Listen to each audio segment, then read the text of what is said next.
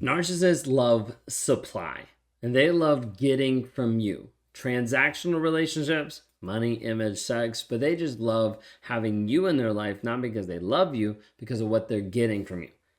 You curious about the concept of narcissistic supply? How the role actually happens in the narcissist world. Maybe you're wondering why some interactions provide this positive attention while others seem to result in conflict with the narcissist. You're like, I don't understand. How does it even supply? What does it even look like? So today we're going to dive into the concept of narcissistic supply and examine two primary categories that I've identified: the good supply and also bad supply. Now, when we talk about this, it's important to understand different dynamics. We're going to dive into it a little bit more, but I need you to understand about the supply piece, and we'll wrap it up with a third point talking about what all supply is for a narcissist, what they're actually looking for, what it actually means, what is actually compelling, okay? So we're going to talk through different aspects. So if you guys are new here, my name is Ben Taylor. I'm a self-aware narcissist on this channel providing awareness about narcissistic abuse. I'm the founder of Raw Motivations, the creator of the NARC app, and your guide in the 7-Day Challenge, which is Escape Toxicity, the 7-Day Challenge to Healing, helping you move forward and understand narcissistic personality disorder, reactive abuse, the guilt of being with a narcissist, just getting a baseline, first step into the realm of this is how we help you heal and move forward in your healing. Then you graduate into that, into the Clarity Challenge to eradicate the trauma bond, move into the Thriver community to set up habits that actually maximize your growth and potential over the next 3 months to a year.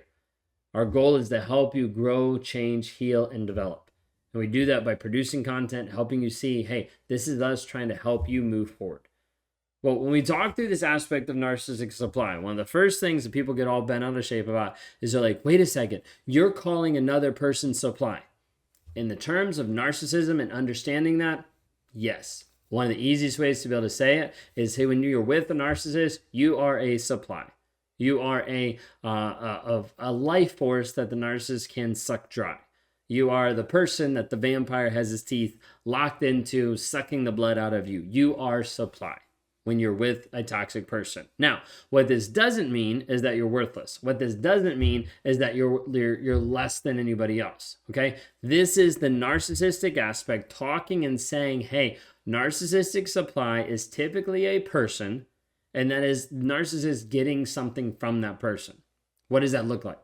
One of the aspects that I want to point out is good supply, positive attention, validation. This is normally what people think about when they think good supply. Like a supply, oh, I was really good to them. Okay. Then you have people talk about, oh, I was grade A supply.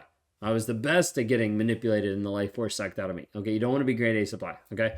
When narcissists are in the relationships, they want to crave this aspect of attention. Now, when it's in the positive realm, it looks like this validation, this admiration, this worshiping the other person. They thrive on it. Like you're actually paying attention to me. Like, I love the attention. I love what you're actually doing. I love the communication, love the interaction, okay? Narcissists are infatuated with some of this, okay? Of getting this supply from you. It can look in multiple different ways. Maybe it's getting you to compliment them. And like, they might say it, they might in their mind just be like, yeah, I know, I'm so amazing, aren't I? Like, there's different aspects here. Okay, narcissists is like fishing for compliments. They're fishing for the promotion. They're fishing for all these different aspects of like, hey, this makes me feel better. Okay, they're looking for praise that ultimately boosts a fragile self-esteem. Narcissists seem really confident. They seem cocky. They seem like, oh my gosh, like this person like just has it all down. No, not necessarily. Majority of the time, they're hiding a fragile self-esteem behind a mask, and they want praise from another person to boost themselves up, to make themselves feel better, because they're not actually working on the self-reflection of working on themselves by themselves. This type of supply reinforces their image as being superior. So like in the workplace, I would get this image reinforced all the time because I was really good at what I did. Like I could fix stuff really quickly. I could make stuff more efficient really quickly. Like there's different aspects that I was really good at it. So I'd have people be like, whoa, how did he do that? How did he fix this? All this kind of stuff. And I was like, yeah, I'm that good. And so there'd be this aspect of like trying to think like, how do I get this good supply? How do I make myself feel better about everybody thinking wonderful things of me? Like it reinforces their image as superior, reinforces it as being special, and reinforces it as deserving of special treatment, entitlement.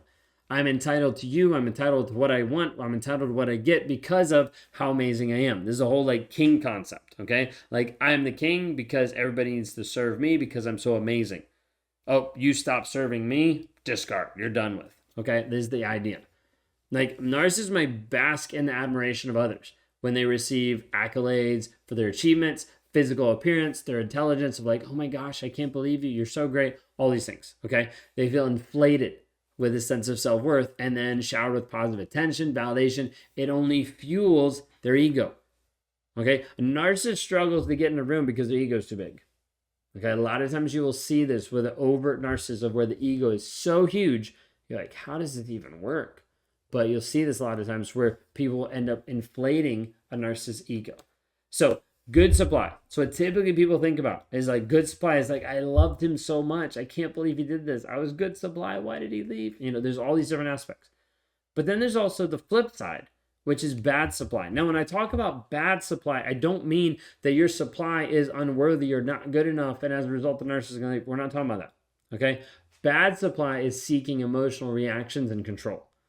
Okay, so contrary to good supply, bad supply is the negative attention, like the negative aspect that's happening of like, here's a conflict, here's an event, here's something that's happening. Here, the narcissist is getting called out for something. And the emotional reactions that a narcissist ends up provoking in your life intentionally.